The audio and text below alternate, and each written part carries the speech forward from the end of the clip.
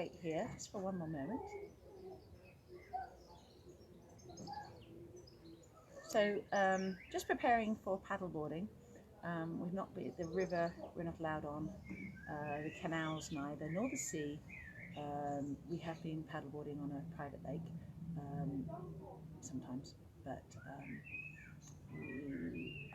so none of us really done much paddleboarding. So it's really important. Not important, but it's fun. The weather's changing. We hope for good news on Sunday that we're perhaps allowed out in small groups. We can certainly distance. So I thought it'd be fun just to show some people, because some people are a bit scared about paddleboarding yoga. So what we're going to do is, one, just show you how you'd get on. So I'm actually, so I've got a board here, and you do need to be able to climb onto a board, so you'll be on a jetty or the side, and you literally get on like that. So there you have yoga already, don't you? Is anybody who's just, and these are some of the first things. I put this on a couple of pillows and logs, and look, because this is as bouncy as it gets. Obviously we're not getting out in high winds, so you can already see that it's quite nice. I prefer it than a solid floor. So we can, I thought we'd just go through like 10-15 minutes of just some of the yoga we can do on the paddle boards. So I'll just start off like that. It doesn't matter which end. This is the front end of the board and that's the back end, but it doesn't matter. We would face each other.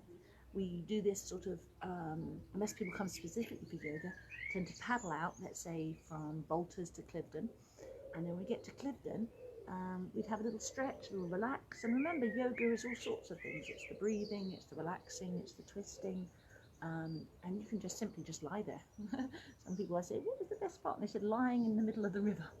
So yeah, it's just a wonderful way. It's so soft on the knees, and you cannot fall off the board like this. You literally have to, I mean, yeah, you still don't fall off the board. It's just we get nervous around water sometimes. So wiggle, wiggle. And so when you've been paddling, it gets people's ankles, they're not used to it. They get there because they're a little afraid, and you can just stretch through. So can you see that my ears are in line with my sitting bones, in line with my ankles? There we go. Stretch. And again, oh, good old stretch. Tummies in, breathing out, and a plank. And so we often, perhaps at any point during the paddleboarding, you can just be here, and then you can go onto your ankles as well. The more agile you are, the easier it is for you to respond. You see a boat and you think, oh my God, I've got to get down, I've got to get up. And these are really important moves. And then toes tucked under, downward dog, and you imagine, like, look, I'm moving my board, and I still don't fall off, and that's the same as in water as well. You could touch it, and I'd probably want to put my feet together and lift one leg up, breathing in, breathing out, other side, and back. So it's no different. We can also do tiger, opposite arm to opposite leg, breathing in, breathing out, and back. So we may just stop for 10 minutes, and then you can take that as your relaxation, or you can take yourself off somewhere and do a little meditation, or you can join us, and we're generally doing some different things. We can do cat weave, the other way.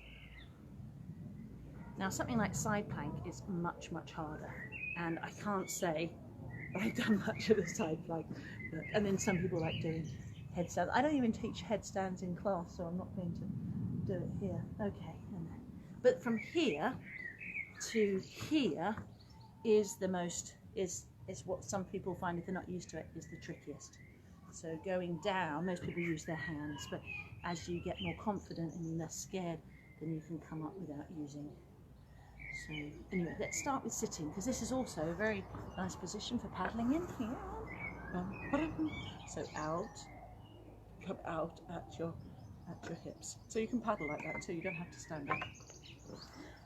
Anyway, so we're sitting down, put the hands behind.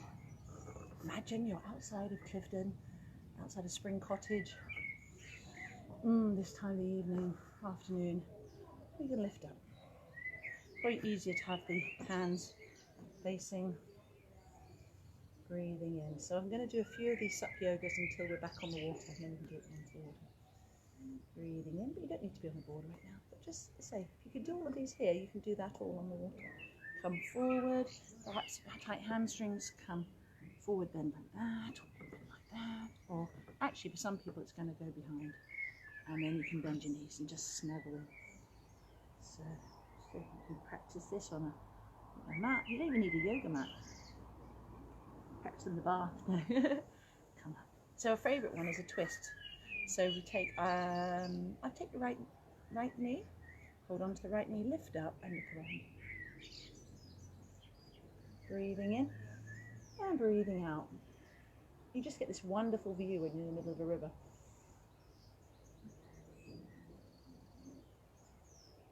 And then come back. And the other side. So lift up, twist round. Listen to your breath. That leg wants to be active, that foot wants to be active if you're working on posture, so your ears are always over your pelvis. For me, paddleboarding is very, very yoga-ish. And then if you wanted to, you could do that, but some people say people are sometimes really scared, but look, I rock this board. It's possible, you can take a leg out. So these are the sort of things we do, and they say it could be a whole class, but more people last year did the paddleboarding, and then we stopped and paused for half an hour. That's it. And then we could do this as well. But you've got to be able to do these on land. If you can do these on land, there we go. Super. We can do we'll finish off with some relaxation. So so when you're going, just exactly the same.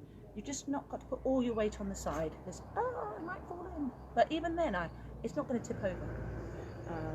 If you decide you are going to go in, then of course you don't.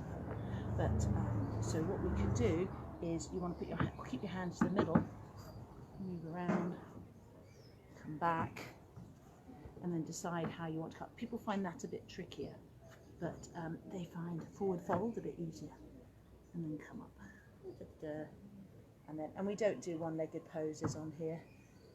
The harder ones, it really helps with paddleboarding to be able to bring your leg forward and back, but people find that really, really tricky. You would do that if you find that tricky with your paddle in when it's in the water. You're putting a stroke in. If I move back, put the stroke in, and then you step back. But I say you just start off in the end. I used to start like that, little jump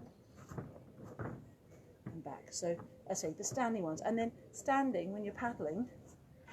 That is probably really, really important. And you can do it with your knees bent, and then you can go like that. So just a super, super way of working on posture, fitness, fun, relax. So we'll just finish off with a little relaxation. If you like the yoga aspect, I'm doing a class tonight at 7:45, but I do classes every day. So just ask me, just send me a message, and I can let you know. They're all Zoomed, of course. But I say we'll be hopefully on the river next week. Wouldn't that be great? Even if it's just small groups. At the moment, I normally run with 6 or 7 boards. We'll probably start the season off with 4, just in case we're not allowed bigger than pairs. So you can just lie down. You would have your buoyant, you don't always have to have your buoyant aid on, but we'd certainly take it off. We have a handle here, so you want to perhaps have that in the arch of your back. And imagine in the middle of the river, and you can just relax, breathing in, breathing out, or you could do a few little knee hugs. But we're not used to the ground moving. That's why people get scared. There we go. I was scared the first time. First couple of times. Double knee hug. And for a shoulder stand, you can go like that. You can dip your feet in the water. You can come up and down, or just simply relax. So it just gives you a little idea. We do bridge. I could go on and on. Basically, most things, apart from the one-legged balances, I'm still working on those. We do a lot of just ground on the board work, and then the standing up stuff we do while we're paddling. So that makes sense, doesn't it? But to look up at the sky and be on the board is the most beautiful feeling, and just being able to relax. I love kayaking, but it's not easy to lie down in the kayak and stretch your legs out. you can arrive somewhere, but this is the beauty. You don't have to find a piece of land. This is your board, it's your surf, it's your little home, your yoga mat. So we just finish off with little relaxation, praying that we can get back on the river next week. Breathing in, breathing out.